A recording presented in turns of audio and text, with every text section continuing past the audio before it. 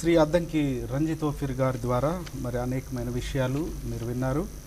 అలాగే దైవజనులు reverend doctor LK మృత్యుంజయ గారు మరి అనేకమైన ప్రశ్నలను అడిగి మరి క్రైస్తవ లోకంలో ఉన్న అనేకమైన ప్రశ్నలకు పార్టీ గురించిన అవగాహన కల్పించే దాని కొరకు ప్రయాసపడ్డారు.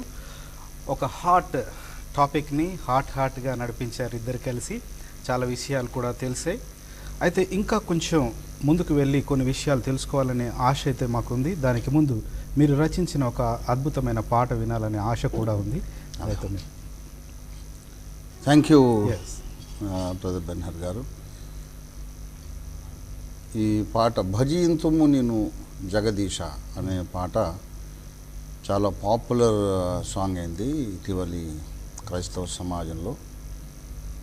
దీని గేయకర్తను మాత్రమే నేను, స్వరకర్త డాక్టర్ ఎజ్రా శాస్త్రి గారు.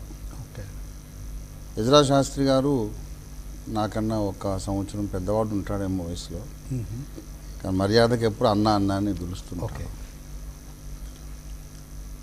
మరి చాలా దీర్ఘకాలం పరిచయం. నా సేవ మొదటి సంవత్సరం నుంచి కూడా వారికి నాకు పరిచయం.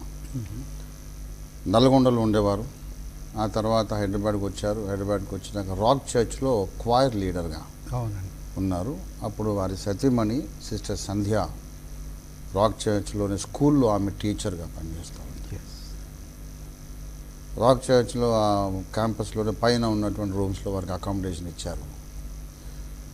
నేను మా బావగారు అయినటువంటి రెవరెండ్ కేజీ ఇషాకర్ గారిని ఏదో కుటుంబ సంబంధమైన బాధ్యతల్లో కలవడానికి వెళ్ళాను. రెవరెండ్ ఇషాకర్ గారు associate pastor of the rock church. అంతకుముందు 2-3 రోజుల నుంచి నాలో ఒక టాపిక్, ఒక పాటను గురించి ఆలోచిస్తున్నాను. దేవుని గురించి ఏదైనా ఒక భజన టైప్లో మన భారతీయ సనాతన సంగీతం, సనాతన ధర్మంలో ఉన్న దేవతల కొరకు రాసినటువంటి పాట, సత్యదేవుడైన యేసు ప్రభు కొరకు రాయాలి ఇండియన్ క్లాసికల్గా అని ఆ పాట యొక్క థీమ్ ఆలోచిస్తూ ఉన్నాను. రాక్ చర్చ్లోకి నేను వెళ్ళగానే ఎజ్రా శాస్త్రి గారు ఎదురుపడ్డారు. అన్న, నేను ఫస్ట్ ఆల్బమ్ చేయబోతున్నాను, అది మీ పాటతోనే ప్రారంభం కావాలి, నాకు ఆశీర్వాదము అని అడిగారు. సరే నేను రాస్తాను, నాకు ఒక కప్ టీ ఇప్పిస్తావా మరి అని అడిగాను. Sandhyamma Mrs Ezra makes excellent tea. ఆ సిస్టర్ టీ తాగితే ఇరానీ చాయ్ పనికిరాదు, అంత బాగా చేస్తారు. సరే తప్పకుండా అదేం భాగ్యమన్నా ఇంటికి రమ్మని పైకి తీసుకెళ్ళారు. అక్కడ తాను ఆఫర్ చేశారు ఏంటంటే, అన్న ట్యూన్ నేను చేస్తాను, మీరు లిరిక్ రాయండి. నా జీవితంలో ఎప్పుడు నేను చేయని పని అది. First all my songs lyrics I only tune them. ఎందుకంటే ఆ పాటలో ఉన్న భావము, దానికి తగినటువంటి రాగము పలికించాలనే ఉద్దేశం, రెండు బ్లెండ్ కావాలని. సరే ఎజ్రా శాస్త్రి నాకు చాలా ప్రియుడు, సో ఆయన మాట కాదని లేదు. మంచిది ఎజ్రా, అలాగే చేద్దాం ఉన్నాను. మరి ఏ రాగం చేద్దాము అంటే, అన్న భజనగా ఉండాలి, ఏ రాగం అయితే బాగుంటుందని నన్ను అడిగారు. దర్బారీ కానడా బెస్ట్ కదా అని అన్నాను. మరి ఎలా చేద్దామంటే, ఈ లోపల తాను దర్బారీ కానడా భజన తాళం అని మేము ఫ్రేమ్ ఫిక్స్ చేసుకున్నాం. ఒక్కొక్క పీస్ తాను దాంట్లో హార్మోనియంలో పలికిస్తూ ఉన్నారు ఎజ్రా శాస్త్రి గారు. ఒక్కొక్క పీస్ తాను పలికించటం, నేను దానికి మాటలు రాయడం. 20 నిమిషాలలో ఆ పాట ఫైనలైజ్ అయింది. దట్ ఈస్ భజింతుము నిన్ను జగదీశ. తర్వాత చాలాసార్లు ఎజ్రా శాస్త్రి గారు చెప్పారు, అన్న నాకు లైఫ్ ఇచ్చింది ఆ పాట. ఎక్కడికి వెళ్ళినా సరే, all over India, even abroad, ఎక్కడ పోయినా ఎజ్రా గారంటే ఆ పాట పాడించుకుంటారు. సో ఆ పాట ఇక్కడున్న మన సంగీత బృందం వారు కూడా అడుగుతూ ఉన్నారు, చాలామంది అడుగుతూ ఉన్నారు. ఆ పాట పాడతాను. భజింతుము నిన్ను జగదీశ, శ్రీయేష ఏషా మా రక్షణకర్త, శరణు శరణు మహాదేవ యెహోవా, మహిమాన్విత చిరజీవ నిధి అనే ఆ పాట నేను పాడతాను. దర్బారీ కానడా రాగం, భజన తాళం యాజ్ యూజువల్.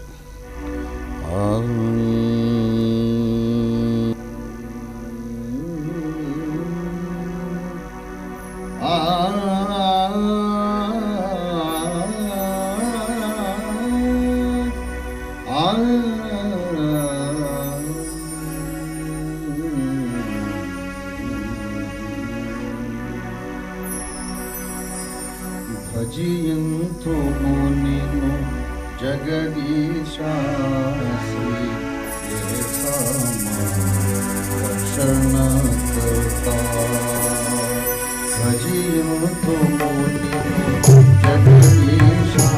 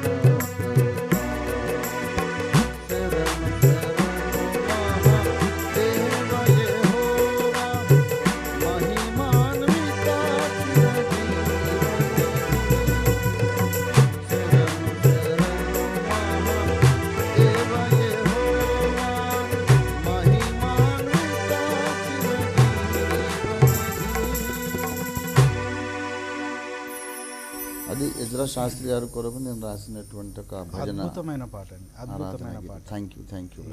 ఎందుకంటే రక్షణ టీవీ స్టార్ట్ అయిన మొట్టమొదటి సమయంలో రికార్డ్ చేసిన పాట కూడా నాకు తెలిసి ఎజ్రా శాస్త్రి గారి పాట, ఇదే పాట రికార్డ్ చేసినట్టుగా నాకు గుర్తుంది వీడియోగా.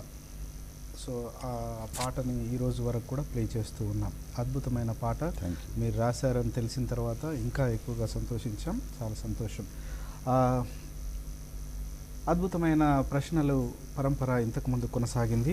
అదేవిధంగా ఇప్పుడు కూడా కొన్ని విషయాలు దైవజనుల్ని అడగాలని నేను అనుకుంటా ఉన్నాను.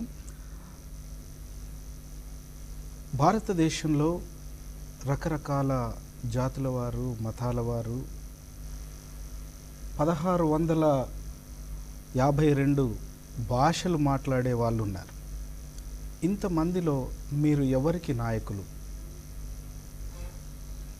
అన్ని భాషలు మాట్లాడేవారు, విభిన్న సంస్కృతుల వారిలో అన్యాయం అయిపోతున్న వాళ్ళు, మనువాదం చేత నేను అణిచివేయబడ్డాను అని బాధపడుతున్న వాళ్ళందరికీ నేను నాయకుడిని. ఓకే. ఇప్పుడు సమాజంలో జరుగుతున్న అన్యాయం, అంటరానితనం ఉన్నది. దానికి భాషలకు, సంస్కృతికి, నాగరికతకు, అలవాట్లకు సంబంధం ఏమున్నది చెప్పండి. ఓకే. అన్టచబిలిటీ అనేది ఉన్నది ఇండియాలో. ఈనాటికి కూడా ఒక దళితుడు గుర్రమెక్కి ఊరేగినందుకు కొట్టి చంపేశారు కనుక ఇప్పుడు అక్కడ ఆయన తెలుగువాడ, హిందీవాడ అనేది కాదు, అన్యాయం అయిపోతున్నాడు. రాజ్యాంగబద్ధంగా మాకు రావాల్సిన ప్రొటెక్షన్ మీరు ఇవ్వండి అనేది మనం అడుగుతున్నాం. ఇంతకుముందు మీరు లైవ్లో వచ్చినప్పుడు 10,000 మందికి పైగా నేను బాప్తీసాలు ఇచ్చాను. ఇప్పుడు ఇంకెక్కువ. ఇప్పుడు మీరు నన్ను త్వరగా వదిలేస్తే ఇంకొక వెంటనే పోయి ఒక బాప్తిసం ఇవ్వాలి. రైట్. అయితే బాప్తిసాలు ఇచ్చాము అని చెప్తూనే సంఘాలు అనేకం కట్టాము అని చెప్పారు. పార్టీ పరంగా మీరు అటు వెళ్ళి ఆ పరిచర్యకు పక్కన ఇంకొక అదనపు బాధ్యత మీరు తీసుకుంటే, ఇందాక వారు అడిగారు, అయితే ఈ రెండింటిని ప్రాపర్గా లీడ్ చేయగలను అనే నమ్మకం చేయగలుగుతున్నాను కదా. నమ్మకం ఏంటి? ఇప్పుడు పార్టీ నేను ఆరంభించి ఇప్పటికి 2 నెలలు అయిపోయింది. రైట్. సువార్త చెప్పని రోజు లేదు, పార్టీ నిర్మాణం చేయని రోజు లేదు. ఎలా సమయం రెండింటికి కేటాయించగలరు? That is the extraordinary quality of Ranjith ఓఫీ. అది నన్ను 38 సంవత్సరాలు వెంబడించిన నా నమ్మకమైన అనుచరులు నిన్న మొన్న చెప్పుకుంటున్నారు, ఓఫీర్ అన్న మనకి ఇంకా అర్థం కాలేదని. ఓకే. నేను అర్థమైతే ఆ తర్వాత ఒక 4-5 స్టెప్స్లో దేవుడు అర్థమవుతాడని మళ్ళీ చెప్తున్నాను. ఓకే. దేవాది దేవుడు ఈ భూలోకానికి వచ్చినప్పుడు 100% దేవుడిగా, 100% మానవుడిగా మరి ఇక్కడ వచ్చి కార్యక్రమాలు చేశారు. మీరు ఎవరితో పోల్చుకుంటారు? ఏ విషయంలో? అంటే 100% పాస్టర్, 100% పాలిటీషియన్ నేను ఏలాగా. ఓకే. రైట్. సో రెండింటిని కూడా సేమ్ చేయగలను అనే నమ్మకం గలను. ఈ విషయంలో నేను మీకు ఇప్పుడు మీడియాలో మనం కవరేజ్లో కూర్చున్నాం కనుక ఒక విషయం చెప్పాలి, మీకు చెప్పాలి, అశేష ఆంధ్ర ప్రజానీకానికి, తెలుగు ప్రజానీకానికి చెప్పాలి. ఏంటంటే నేను 6 సంవత్సరాలకే రామాయణం చదివి తర్వాత మహాభారతం, భగవద్గీత, భాగవతము, దేవీ భాగవతము, చతుర్వేద సంహిత ఇవన్నీ చదివిన వాడిని. ఓకే. నేను basically I'm proud to be an Indian. నాకు అది రక్తంలో వచ్చింది, దేశభక్తి అనేది. అయితే భారతదేశంలో ఉన్నటువంటి గొప్ప సంస్కృతి కానీ, కళలు కానీ, ఇటువంటి ప్రక్రియలు, మేధో ప్రక్రియలు, ఐడియాలజికల్ మెంటల్ పవర్స్ యొక్క ఎక్సర్సైజెస్ అనేవి ఇంకా ఎక్కడ లేవు అనేది నిర్ద్వంద్వంగా నేను చెప్పగలను. అందులో ఒకటి విశేషమైనటువంటి కార్యక్రమము అవధాన ప్రక్రియ. ఓకే. అవధాన ప్రక్రియ. ఓకే. మనకు అష్టావధానము ఉంది, అలాగే శతావధానులు ఉన్నారు, సహస్రావధానులు కూడా ఉన్నారు. ఓకే. వాళ్ళు అవధానులు వాళ్ళు స్టేజ్ మీద కూర్చుంటే చుట్టూ 8 మంది పృచ్ఛకులు ప్రశ్నించేవారు ఉంటారు. 8 డిఫరెంట్ సబ్జెక్ట్స్ మీద అడుగుతుంటే ఈయన 8 సబ్జెక్ట్స్ మీద ఒకటేసారి ఆయన మైండ్ పెట్టి అన్నిటికీ సమాధానం న్యాయం చేస్తారు 8 మందికి. ఓకే. సో నేను అటువంటిది సాధన చేశాను. నేను I can do many things at the same time. Right. అట్లాంటప్పుడు ఆ కూర్చున్న ఆ వ్యక్తి అందరికి యాక్సెప్టబుల్గా ఆ 8 మందికి చెప్పగలిగినప్పుడు మీరెందుకు కాంట్రవర్సీ అవుతున్నారు? కాంట్రవర్సీ అంటే మన క్రైస్తవులు తప్ప అన్యులు ఎవరు కాంట్రవర్సీ చేయట్లేదు. క్రైస్తవులకు ఎటువంటి మల్టిప్లిసిటీ ఉన్న ఒక ఇండివిజువాలిటీ ఉంటుంది అనేది వీళ్ళకి తెలియదు. ఓకే. క్రైస్తవులకి కాన్సెప్ట్ తెలియదు. సో వాళ్ళకు అవగాహన వచ్చేంత వరకు మీరు పాస్ అయినట్టుగా ఫెయిల్ అయినట్టుగా? అసలు క్రైస్తవులు అనేది ఇమ్మెటీరియల్ అండి. Okay. Every Christian let them disqualify me, reject me, I'm still the people's leader. మేము అట్లా అనుకోవట్లేదు, కాకపోతే మీరు విన్ అవ్వాలనే కాదని చెప్తున్నా. నా గెలుపు క్రైస్తవ సమాజం మీద ఆధారపడలేదు. నాతో ఇప్పుడు బీసీలు, ముస్లింలు, మైనారిటీలు, ఎస్టీలు అందరూ ఉన్నారు. క్రైస్తవులు కూడా వస్తే వెల్కమ్. రైట్. అంటే ఇప్పుడు పార్టీ పరంగా మీరు చెప్తున్నారు కాబట్టి పార్టీ పరంగా మీరు వెళ్తూ ఉన్నప్పుడు రంజీ తోఫీర్ గారు అపోస్తులు అనే మాట అక్కడ వాడతారా, లేకపోతే అక్కడ ఏ పేరు వాడతారు? దేశభక్త అద్దంకి రంజీ తోఫీర్. ఓకే. ఆ పేరుకు ముందు వెనక ఏముండదు. ఓకే. సో దేశభక్తుని. సో దేశభక్తి ఇప్పుడు మీరు బ్రతుకున్న కాలంలో అంటే బాబా సాహెబ్ గారు నేను హిందువుగా పుట్టాను, హిందువుగా చనిపోను అన్నారు. సో మీరు ఎలా చెప్తారు? హిందూ దేశంలో పుట్టావు, హిందువుగా పుట్టారు, క్రైస్తవ జన్మించారు.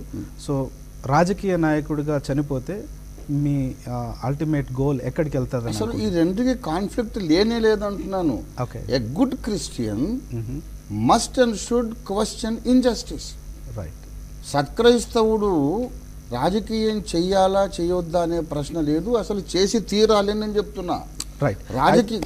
రాజకీయం అనేది సమాజంలో న్యాయం నిలబెట్టడానికి చేసే ప్రయత్నం అయినప్పుడు ఇతర మతస్థులందరికంటే ముందు క్రైస్తవుడి పని చేయాలా. క్రైస్తవుడుగా ఉండి అన్యాయాన్ని ఎందుకు ఎదుర్కొంటున్నాం అనొద్దు. క్రైస్తవుడు అయి ఉండి అన్యాయాన్ని ఎందుకు ఎదుర్కోవట్లేదని అడగాలి. తప్పకుండా ఆ మాటకు వస్తే తప్పకుండా మేము కూడా మీతో పాటు గలం గలుపుతాము. అయితే ఇప్పుడు సన్యాసులుగా వాళ్ళ సొంత కుటుంబాలనికే అంటే వాళ్ళని పోషించలేని సోమరులు అని నేను అంటాను.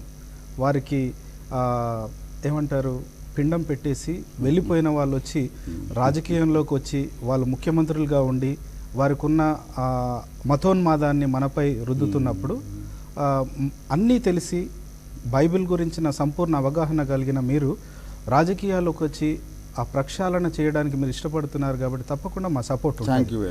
బట్ అయితే మీరు క్రైస్తవులను మీరు అంటున్నారు కదా, నన్ను రాజకీయవేత్తగా ఆ పార్టీలో ఉన్నప్పుడు కంప్లీట్గా రాజకీయవేత్తగా చూడండి అని. అది క్రైస్తవులు ఎలా జీర్ణించుకోవాలి? క్రైస్తవులు జీర్ణించుకోకపోతే నష్టం లేదు అంటున్నాను నేను. ఓకే. ఎందుకంటే మీరు ఫస్ట్ క్రైస్తవులతోటే ఇంత పైకి వచ్చారు కదా, వాళ్ళని ఎందుకు విస్మరిస్తున్నారు? Definitely not. నేను చెప్పేది ఏంటంటే, నేను క్రీస్తును గూర్చిన సందేశము ప్రకటించినప్పుడు నమ్మి బాప్తిస్మాలు పొందిన వాళ్ళ లోపల ఈ 10,000 మంది లోపల 8,000 మంది నాన్ క్రిస్టియన్సే. ఓకే. ఇప్పుడు నా అభిమానులలో క్రైస్తవేతరులు, హిందువులు, ముస్లింలు, నాస్తికులు ఎక్కువ మంది ఉన్నారు. ఓకే. ఇప్పుడు వాళ్ళు నా వ్యక్తిత్వాన్ని బట్టి నన్ను అభిమానిస్తున్నారు, వాళ్ళ మత విశ్వాసాలు నాకు సంబంధం లేదు. ఓకే. ఇప్పుడు క్రైస్తవ సమాజం నన్ను వ్యతిరేకించిన మొదటి నుంచి చెప్తున్నాను నేను. నా సేవ చేస్తున్న నా సేవా కాలము అనుభవంలో ఫస్ట్ డే నుండి క్రైస్తవులందరూ నన్ను వ్యతిరేకించారు. ఎందుకు అంటే వాళ్ళకి తెలియని సంగతులు నేను చెప్తూ, ఇంతకు మీరు అన్నారు అవధాన ప్రక్రియ ఉన్నది అనే సంగతిని క్రైస్తవులు ఎందుకు వ్యతిరేకిస్తున్నారు? That is their ignorance. వాళ్ళ ఇగ్నరెన్స్. అది ఇగ్నరెన్స్ను బట్టి, అసూయను బట్టి అది ఒకవేళ మీరు అంటున్నట్టు అది అష్టవధానం గురించి బైబిల్లో ఎక్కడైనా ఉంటే తప్పకుండా నమ్మేవారు. అంటే బైబిల్లో వీపు దోముకొని స్నానం చేయమని ఉందా? ఏమండి, ఇప్పుడు బైబిల్లో రక్షణ మార్గం గురించి ఉంటుంది కానీ ఏమండి పుండైతే బెంజాయిన్ పెట్టండి, లేదా బోరిక్ యాసిడ్ అని బైబిల్లో ఉండదు. ఓకే. ఇప్పుడు బైబిల్లో లేనివెన్నో ఉన్నాయి. బైబిల్లో మనము నరకాన్ని ఎలా తప్పించుకోవాలి, దేవుని దగ్గరికి ఎలా చేయాలనే విషయం ఉంటుంది కానీ ఆ పసుపు యాంటీసెప్టిక్ అని ఈ మామిడాకులు కడితే ఎయిర్ ప్యూరిఫికేషన్ అనే సంగతి బైబిల్లో ఉండదు. ఇప్పుడు భారతదేశంలో ఉన్న ఇన్ని పార్టీలకు భిన్నంగా మీరు పెట్టిన ఈ పార్టీ ఏం చేయబోతుంది, ఏమి సాధించబోతుంది? ఇంతకుముందు కూడా బ్రదర్ రావు గారు అడిగారు, మళ్ళీ చెప్తున్నాను ఏంటంటే అంబేద్కర్ లాగా మతము అనేది వారి వారి వ్యక్తిగత స్వవిషయము, అది ప్రభుత్వానికి కానీ అధికార పార్టీకి కానీ ఎవరికి సంబంధించిన విషయం కాదు. అంటే నేను ఆ విషయంలో అడుగుతలేదండి. రేపులు కానీ లేకపోతే మనువాద సిద్ధాంతాన్ని మన మీద రుద్ది వాళ్ళు ఏదైతే చేస్తున్నారో దాన్ని ఎదుర్కొని ఎంతవరకు మీరు 100% భారతదేశంలో మనువాదం లేకుండా తుడిచిపెట్టేస్తాను. ఇది ఇండియా ప్రజాబంధు పార్టీ పంతం. ఓకే, వ్యూహాత్మకంగా మేము ప్రచార ఉద్యమం చేపడతాము. తర్వాత అన్ని దళిత వాడల్లోనికి, తర్వాత అణగారిన వర్గము వాళ్ళు ఉన్నటువంటి సెటిల్మెంట్స్ లోపలి కాలనీస్ లోపలికి వెళ్ళి అవేర్నెస్ ప్రోగ్రామ్స్ ప్రచారం నిర్వహిస్తాము.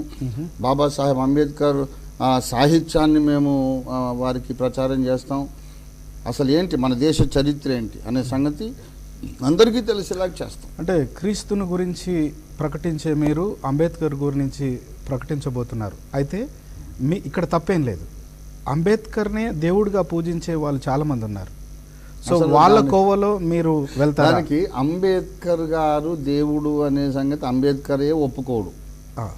బాబాసాహెబ్ బ్రతుకుంటే ఒప్పుకోడు, కానీ బ్రతికి లేడు కాబట్టి. అసలు ఆయన చనిపోకముందే సజీవుడిగా ఉన్నప్పుడే ఆయన చెప్పాడు ఏంటంటే అసలు బౌద్ధం అనేది అసంపూర్ణమైన నాస్తికత్వం, సగం నాస్తికత్వం. అది ఒక పర్సనల్ గాడ్ ఉన్నాడు అనేది ఒప్పుకోదు బౌద్ధం.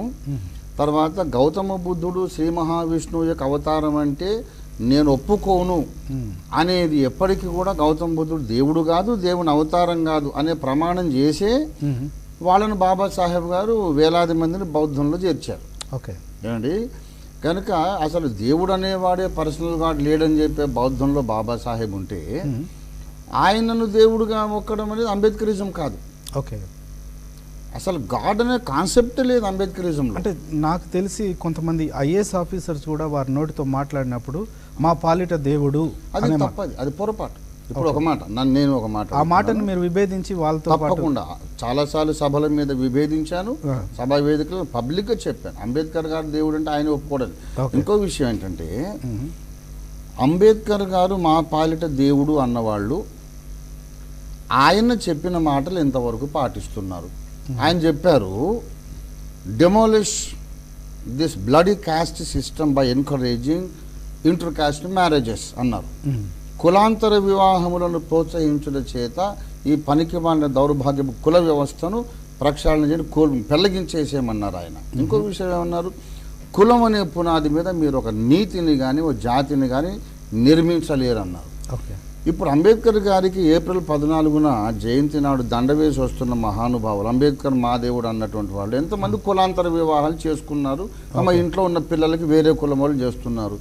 కనీసం వాళ్ళు మాల అయి ఉంటే మాదిగ పిల్లని చేసుకుంటారా, మాదిగ అయి ఉంటే మాల పిల్లని చేసుకుంటారా? చేసుకున్నప్పుడు ఇంకా అంబేద్కర్ దేవుడు అనే దానికి అర్థం ఏంటండి? ఓకే, డెఫినెట్లీ నామకార్థ క్రైస్తవులు ఎలాగైతే ఉన్నారో నామకార్థ అంబేద్కరిస్టు కూడా ఉన్నారు.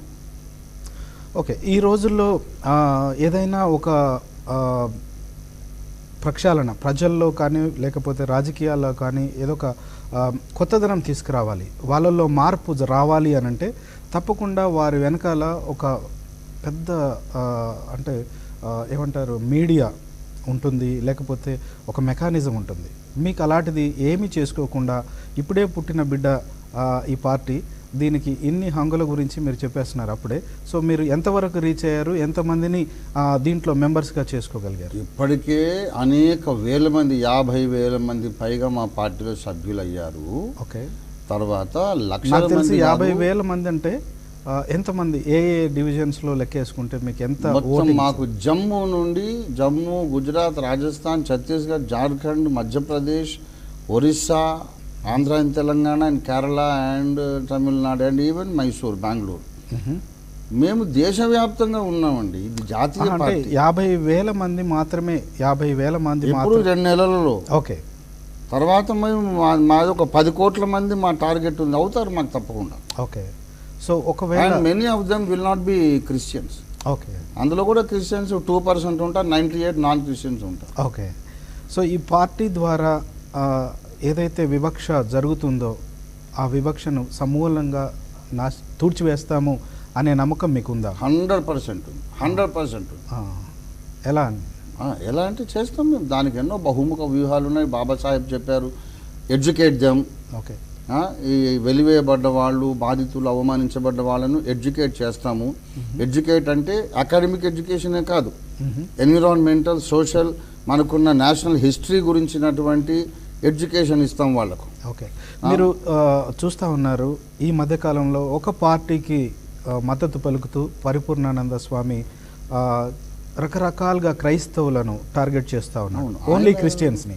మీరు వాయిస్ ఎందుకు రేజ్ చేయట్లేదు? నేను చేయలేదా? అంటే వాయిస్ రేజ్ చేసినప్పుడు ప్రజాబంధు పార్టీ నుంచి చేస్తున్నారా, క్రైస్తవుడిగా చేస్తున్నారు? ఆయన వాయిస్ రైజ్ చేసినప్పటికీ నేను ప్రజాబంధు పార్టీ ఇంకా పెట్టలేదు. ఓకే. అయితే నేను ప్రజాబంధు పార్టీ పెట్టేటప్పటికీ ఆయన వాయిస్ సైలెంట్ అయిపోయింది. ఓకే. ఇప్పుడు పరిపూర్ణానంద గారు ఇప్పుడు కనబడటం లేదు అని ప్రకటన ఇవ్వాల్సి వస్తుంది. గత 2 వారాలుగా మనం చూస్తూ ఉన్నాం, 2-3 వారాలుగా రకరకాల ప్లేసెస్లో మీటింగ్స్ పెడతా ఉన్నారు. కానీ ఆయన ఆ శ్రీపీఠం, కాకినాడ 2 తెలుగు రాష్ట్రాల్లో మాత్రం ఆయనకు వాయిస్ లేదండి. ఓకే. అర్థమైందా? ఇంకెక్కడెక్కడికో మతోన్మాదులుగా ఉన్నటువంటి అమాయకుల మధ్యలో ఏం చెప్పుకుంటున్నాడో. కానీ పరిపూర్ణానంద స్వామి గారు నాకు మ్యాచ్ కాదు, వారు నాకు టార్గెట్ కాదు. నాకు కావాల్సింది సమవుజ్జి కాదని అంటున్నారు. ఉజ్జి కాదు, అసలే మాత్రం ఉజ్జి కాదు. రైట్. ఒకవేళ కాకపోతే ఆర్ఎస్ఎస్ మీరు టార్గెట్ చేయగలరా? ఆర్ఎస్ఎస్ అనేది సంఘ్ పరివార్. అవునండి. ఇప్పుడు ఇది హిందువుల దేశము, మీరు క్రైస్తవులు అయితే అమెరికాకి వెళ్ళిపోండి, మనువాదం గురించి మాట్లాడుతుంది వాళ్ళే కాబట్టి. మీరు ముస్లిమ్స్ అయితే పాకిస్తాన్కి వెళ్ళిపోండి, మీరు క్రైస్తవులు అయితే అమెరికాకి వెళ్ళిపోండి అని, ఇది హిందువులే ఉండవలసిన దేశము అని అంటున్నారు కదా, హిందూ రాజ్ బనాయింగే అని అంటున్నారు కదా. అది సంఘ్ పరివార్. ఆ సంఘ్ పరివార్ యొక్క ఐడియాలజీతో మేము పోరాడుతున్నాం. ఓకే. వాళ్ళు చెప్పే ఐడియాలజీ దేశ ప్రజలు నమ్మకుండా మేము చేస్తాం. రైట్. వాళ్ళ ఐడియాలజీ మీద దేశ ప్రజలకు నమ్మకం లేకుండా చేస్తాం. దాని కొరకు మేము ప్రచార యుద్ధం చేస్తాం. ఓకే. చాలామంది మిమ్మల్ని ప్రవక్తగా మీరు అంటే ప్రకటించుకున్న మీ సంస్థలో చాలామంది అనుకుంటున్నారు, అపోస్తులుగా అనుకుంటున్నారు. మీరు వారు రాజకీయాల్లోకి మీరు వెళ్ళిన ఆ విషయాన్ని ఒప్పుకోకపోతే వాళ్ళని ఏం చేస్తారు? వాళ్ళని చేసేది ఒప్పుకోకపోయే ప్రసక్తే లేదండి. ఇంకా మా సంఘాలు ఎక్కువైనాయి, ఫాలోయింగ్ ఎక్కువైంది. ఓకే. ఒప్పుకోలేని వాళ్ళు కూడా ఉండొచ్చు కదా. ఓఫీర్ గారంటే బైబిల్లో ఏ ప్రవక్త అయినా కూడా ఈ రకంగా 2 రాజకీయ పరంగా ఇవి 2 చేసినట్టుగా ఎక్కడైనా ఉందా? దావీదు మహారాజు ప్రవక్త. ఆయన ఒక రాజు చాలా డిఫరెంట్ గా చూడాలి ఆ వ్యక్తి. ఎట్లా చూడాలా? ఎందుకు చూడాలా? ఆ రోజుల్లో ప్రజాస్వామ్య ప్రక్రియ అనేది లేదు. ఓకే. అసలు యాక్చువల్గా దేవుడికి ప్రజల గురించిన అంటే పరిపాలన గురించిన సంపూర్ణ అవగాహన అక్కర్లేదు, మా యాజకులే మొత్తం చూసుకుంటారన్నప్పుడు ప్రజలు అడిగారు పరిపాలన గురించి. అలాంటప్పుడు దీని మీద మీరు ప్రవక్తగా ఉన్న మీరు రాజుగా ఎందుకు కావాలనుకుంటున్నారు? రాజు కావాలనుకోలేదే. అంటే ఒకవేళ ఇస్తే ఎమ్మెల్యే రాజు కావాలని దేవుడు అనుకుంటే అవుతాను, ప్రజలు అనుకుంటే అవుతాను. నాకు కావాల్సింది రాజరికం కాదు. ఓకే. చట్టసభలో ఒక వాయిస్ వినబడి చేస్తాం మేము, ఏం మా గురి. ఓకే. వాయిస్ వినబడేటప్పుడు ఇప్పటి వరకు చాలామంది ఇలాగే చెప్పి ఫైనల్గా లాస్ట్ ఎన్నికల్లో కూడా ఒక వ్యక్తి వచ్చి మేము ఏదో చేస్తామని చెప్పేసి క్రైస్తవులను మభ్యపెట్టి వెళ్ళిపోయి ఆయన ఒక మంచి ఉన్నతమైన స్థితికి వెళ్ళిపోయాడు, క్రైస్తవులను విస్మరించాడు. మీరు అలా చేయరని నమ్మకం ఏంటి? జాతీయ పార్టీ పెట్టి ఇట్లా వాగ్దానాలు చేసి కనుమరుగైన మనిషి అయితే నాకెవరు లేరు, నాకు తెలియదండి. తెలిస్తే మీరు చెప్పండి.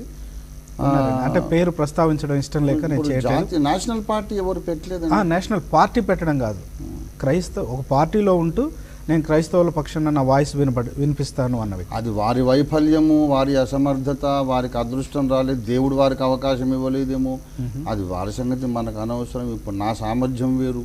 ఓకే.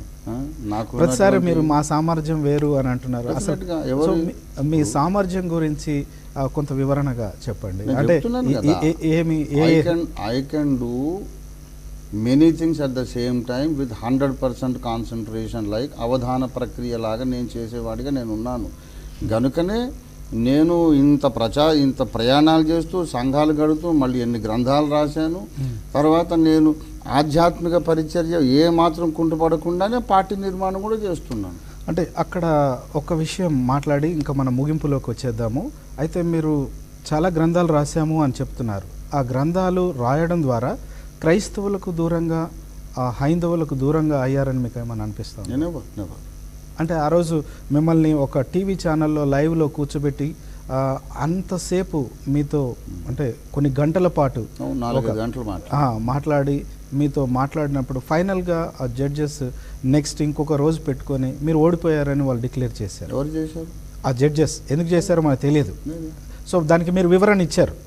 ఓడిపోయారని కూడా వాళ్ళు ప్రకటించారు. మీరు రాలేదు కాబట్టి పారిపోయారు అట్లా. జడ్జెస్ ఆ రోజు చెప్పింది TV5లో ఏంటంటే ఆయన రాలేదు కనుక ఓడిపోయినట్టు ప్రకటించండి అని ఆ ప్రతివాదులు అడిగారు. అయితే ఆయన రానప్పుడు ఎలా ప్రకటిస్తామో ఆయన వచ్చినప్పుడు మళ్ళీ పెట్టండి అన్నారు జడ్జిలు. ఓకే, అయితే ఇప్పుడు మనం అనుకోవచ్చా అక్కడ కూడా ఓడిపోయారు, ఇక్కడ కూడా క్రైస్తవులు ఓడిపోయారు అనుకోవచ్చా? ఎట్లా ఓడిపోయిన అనుకుంటారు. ఇప్పుడు సబ్జెక్ట్ తెలియని వాళ్ళు, వాదం యొక్క వరసను గమనించే జ్ఞానం లేని వాళ్ళు అనుకోవచ్చు. వాళ్ళు మిమ్మల్ని పిలిచినప్పుడు మీరు మళ్ళీ వాళ్ళని కూడా పిలిచి ఓడిపోలేదు, మేము చూపించగలుగుతాను నా సత్తా ఏంటి అని మీరు ఎందుకు చెప్పలేకపోయారు? నేను చెప్పలేదని మీరు ఎందుకు అనుకుంటున్నారు? ఆ విషయాలు బయటికి రాలేదు కదా. ఎందుకు రాలేదండి? సోషల్ మీడియా నిండా ఉన్నాయి అవి. ఓకే, సో ఇప్పుడు మీరు ASR న్యూస్లోకి వెళ్ళండి, ఓఫీర్ లైవ్ టీవీలోకి వెళ్ళండి, ఓఫీర్ మిల్స్ ఇంటర్నేషనల్ పేజ్లోకి వెళ్ళండి. వాళ్ళకు మాకు ఇంక ఉత్తర ప్రత్యుత్తరాలు జరుగుతూ ఉన్నాయి. ఆ రోజున ఏం జరిగిందో ఇప్పుడు ఈ వేదిక మీద కూడా చెప్తాను. ఇదే రీతిగా చర్చలు జరిగేదైతే మళ్ళీ మేము రావడం కాలయాపన వృధా అయిపోతుంది, టైం వేస్ట్ అని, మేము వచ్చిన ప్రయోజనం లేదని మా ప్రతివాది అయిన బంగారయ్య శర్మ గారు చెప్పారు. అవునండి. ఇదే రీతిగా చర్చలు జరిగితే దానివల్ల ఏం ప్రయోజనం లేదు అనే సంగతి చిన్నజీర స్వామి గారు కూడా చెప్పారు. కనుక ఈ వరుసలో ఇట్లా జరిగితే మళ్ళీ చర్చకు మేము రావడం కూడా టైం వేస్ట్ అని వీళ్ళిద్దరు అంటున్నారు. కనుక చర్చలు ఇలా జరిగితే ఎందుకు వ్యర్థమని ఈ పెద్దలిద్దరు అన్నారో, వ్యర్థం కాకుండా ఎలా చర్చించాలో మనం సమీక్ష కూర్చుందామని మేము వాళ్ళకి అఫీషియల్గా ఉత్తరం రాశాం. ఆ ఉత్తరము నెట్లో ఉంది. Anybody can read it if they are honest and really seeking for truth. దానికి వారు సమీక్షకు మేము రాము, మీరు కూర్చోవాల్సిందే అంటున్నారు. అంటే చిన్నజీర స్వామి గారి మాటను, బంగారయ్య శర్మ గారి మాటను మీరు ఎందుకు ధిక్కరిస్తున్నారని మేము అడిగాం. ఓకే, అక్కడ ఆగిపోయారు. వాళ్ళు మాకు సమాధానం చెప్పలేదు. ఇప్పటికీ చెప్తున్నాం, సమీక్షకు వచ్చి ఈ రకమైనటువంటి నియమ నిబంధనలతో మాట్లాడుతూ మీరు చర్చిస్తే టైం వేస్ట్ అనే మాట పీఠాధిపతి అయిన చిన్నజీర స్వామి గారు, బంగారయ్య శర్మ గారు ఎందుకన్నారనే దాని మీద సమీక్షకు వారు వస్తే అప్పుడు టైం వేస్ట్ కాకుండా నిబంధనలు మనం రూపొందించుకుంటే మిగతా 3 పాయింట్ల కొరకు మేము డేట్ ఇవ్వడానికి సిద్ధము అనే సంగతి మేము రాశాము. ఆ పేపర్ కూడా నెట్లో సర్క్యులేట్ అవుతూ ఉన్నది. ఎవరికైనా కావాలంటే నెట్లో చూడొచ్చు. రైట్. ఒకవేళ వాళ్ళు తిరిగి అంటే మీ తరఫున ఒక మీడియా లేదు కాబట్టి మీరు ఓడిపోయారని కానీ మీకు సపోర్ట్ లేదని, అసలు ఓడిపోయాను అనే సంగతి వాళ్ళు ప్రకటించడం అంటే ఓడిపోయాను అనే సంగతి TV5 వాళ్ళు అనలేదు. కింద మీరు స్క్రోలింగ్లో వాళ్ళు పెట్టిన కామెంట్స్లో మీరు ఒకవేళ చూస్తూ ఉంటే ఆ కామెంట్స్ అన్నిట్లో కూడా మీకు పాజిటివ్గా చాలామంది అంటే చాలా తక్కువ మంది స్పందించినట్టుగా ఉండొచ్చండి. ఇప్పుడు మనువాదులు, మతవాదులు, మతోన్మాదులు ఏమైనా మాట్లాడవచ్చు. ఓకే, అఫీషియల్గా నేను ఓడిపోయానని, అఫీషియల్గా ఓడిపోయిందని వినండి. ధర్మాచార్య ప్రతిష్టాన్ కానీ, లేకపోతే మా ప్రతివాది కానీ, లేకపోతే పీఠాధిపతులు కానీ ఎవరు కూడా ప్రకటించినప్పుడు ఓడిపోయాడని వేరే వాళ్ళని బుద్ధిహీనత కదా. అవునండి, అయిపోయి మరి ఆ బుద్ధిహీనతతో మనం ఎందుకు మాట్లాడాలి? రైట్. అయితే మీకు ఒక ఉన్నతమైన అంటే విలువలు కలిగిన వ్యక్తిగా, మంచి గ్రంథాలు రాసిన వ్యక్తిగా మీరు చేసే ఈ మంచి ప్రయోగం, లేకపోతే మీకు మంచి దేవుడిచ్చిన ఏమంటారు జ్ఞానం, ఒకటేసారి అష్టావధానం చేసే ఆ జ్ఞానం ఉంది కాబట్టి మీ అవధానానికి మా మీడియా కూడా ఎప్పుడు తోడుగా ఉంటుంది. మీరు అప్పుడు ఛాలెంజ్ చేస్తున్నప్పుడు మీకు కూడా ఒక మీడియా ఉందనే విషయాన్ని వాళ్ళకి తెలియజేయచ్చు. నేరుగా మేము సపోర్ట్ చేస్తాం డెఫినెట్గా. అయితే క్రైస్తవులను ఒకవేళ హిందూస్ దగ్గరికి వచ్చేసరికి, లేకపోతే అన్య మతస్థుల దగ్గరికి వచ్చేసరికి వాళ్ళని గెలిచేదాని కొరకు మీకు సంపూర్ణ అవకాశం ఉంది. క్రైస్తవులను ఎప్పుడు గెలుస్తారు? వాళ్ళ మనసులను ఎప్పుడు గెలుస్తారు? అంటే మీ సెట్ గ్రూప్నే కాదు, అందరినీ.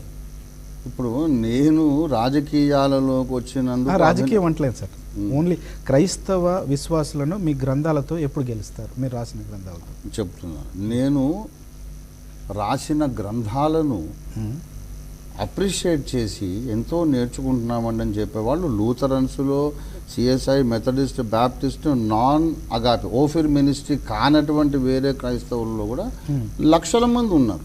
ఓకే. కాబట్టి క్రైస్తవుల మనసులు గెలుచుకోవడం అనేది ఆల్రెడీ జరిగిపోయింది. ఓకే. ఒక మాట చెప్తున్నా, ఇంకా కొంతమంది మనసుల్లో ఒకవేళ అలాంటిదే ఉంటే వాళ్ళని మీరు ఏ దృష్టితో యథార్థంగా వెతికే వాళ్ళకు దేవుడు దొరుకుతాడండి. ఓకే. యథార్థంగా సత్యం వెతికితే ఓఫీర్ కూడా అర్థం అవుతాడు. ఓకే. యథార్థత లేని వాళ్ళతో నేను టైం వేస్ట్ చేసుకోను. సరే, ఇప్పుడు ఆ కోణం అయిపోయింది, హిందువుల కోణం అయిపోయింది, క్రైస్తవుల కోణం అయిపోయింది, రైట్. ఇప్పుడు పార్టీ పరంగా మీరు అంటే ఏ కార్యాచరణ చేస్తే మీకు ముందు అంటే రేపు 2019లో మీరు విన్ అవ్వగలుగుతారు, క్రైస్తవులను అంటే క్రైస్తవ పార్టీ కాదు అనే గట్టిగా చెప్తా ఉన్నారు. అలాంటప్పుడు క్రైస్తవులు మీకు ఎందుకు ఓటేయాలి? మీరు క్రైస్తవుల పక్షాన లేదండి, పౌరులు కావాలి మాకు. క్రైస్తవులలోను, హిందువులలోను, సిక్కులు, జైనులు, బౌద్ధులు, ముస్లింలలో బాబాసాహెబ్ ఐడియాలజీ ఈ దేశానికి శరణ్యము అని నమ్మేవాళ్ళు, అన్ని మతాల్లో ఉన్నవాళ్ళు మాకు ఓటు తప్పకుండా వేస్తారు. మీరు ఆ పార్టీ పరమైన ఆ మీటింగ్స్ దగ్గరికి మీరు వెళ్తున్నప్పుడు మీరు బైబిల్ పట్టుకుని వెళ్తారా? నెవర్. ఓకే. నో. ఒక దైవ సేవకుడిగా అది తగునా? I go as an Indian. Okay. ఇప్పుడు నేను బాత్రూంలోకి బైబిల్ లేకుండా పోతానండి. ఓకే. అంటే ఎక్కడ పోయినా బైబిల్ పట్టుకోలేదు. అంటే ఆ విషయంలో కాదండి, అంటే నేను అందరూ అడుగుతున్న ప్రశ్నలే నేను మిమ్మల్ని అడుగుతాను. ప్రశ్న అర్థం లేని ప్రశ్న. నేను క్రైస్తవుని అయినా దైవ సేవకుడిగా మీ మదిలో, మీ మనసులో, మీ యొక్క లేకపోతే బ్రెయిన్లో వాక్యం ఎప్పుడూ ఉంటుంది, కదిలిస్తే వాక్యం చెప్తారు. ఇదే ఒకవేళ బైబిల్ ఫిజికల్గా పట్టుకోకపోయినా మీరు అక్కడ పోయినప్పుడు సెక్యులర్ భావాలతో కొన్నిసార్లు మాట్లాడుతున్నప్పుడు అది బైబిల్ సెక్యులర్ భావాలే. అవునండి, సెక్యులర్ భావాలతో మీరు మాట్లాడుతున్నప్పుడు బైబిల్కు వ్యతిరేకంగా కొన్ని భాష్యాలు చెప్పాల్సి వస్తుంది. Never. Bible is never against secularism. All true secularism is biblical and all true Bible doctrine is secular. Okay. ఆ మాట అక్కడ చెప్పగలరా? ఓకే. ఎన్నోసార్లు చెప్పానండి. మీరు దయచేసి నా విజువల్స్, వీడియో, మెసేజ్ ఫాలో అవ్వండి. ఓకే. పార్టీ వేదికల మీద ఏం మాట్లాడుతున్నానో మీరు ఫాలో అవ్వండి, అప్పుడు తెలుస్తుంది. తప్పకుండా చాలా అద్భుతమైన విషయాల్ని మీరు తెలియజేస్తూ ఉన్నారు, చెప్తూ ఉన్నారు. మీకు అంటే అంచెలంచెలుగా మీరు ముందుకు వెళ్ళి మరి లౌకిక దేశంలో అనేకమైన గొప్ప పనులు చేయాలని మేము ఆశిస్తూ ఉన్నాం. అనేక మందిని ఎమ్మెల్యేలుగా, ఎంపీలుగా మరి ఆ యొక్క చట్టసభల్లో మీరు కూర్చోబెట్టగలను అనే ధీమాతో మీరు మాట్లాడుతున్నారు. కాబట్టి మీరు కూడా అక్కడ ఉండి క్రైస్తవ సమాజానికి లేకపోతే మనువాద సిద్ధాంతానికి వ్యతిరేకంగా మీరు పోరాడి ఒక మంచి ఉద్యమ స్ఫూర్తితో మీరు పనిచేయాలని ఆశిస్తూ ఉన్నాను. ఈ కార్యక్రమానికి వచ్చినందుకు హృదయపూర్వక వందనాలు తెలియజేస్తున్నాను. Thank you very much sir. ఈ కార్యక్రమం మీరు చూశారు కదండి. రంజిత్ ఓఫీర్ గారు అద్భుతమైన విషయాల్ని మనకు షేర్ చేశారు. వారు ప్రశ్నలన్నిటికీ కూడా జవాబు చెప్పారు. దేవుని చిత్తమైతే ఇంకొక కార్యక్రమంలో కలుసుకుందాం.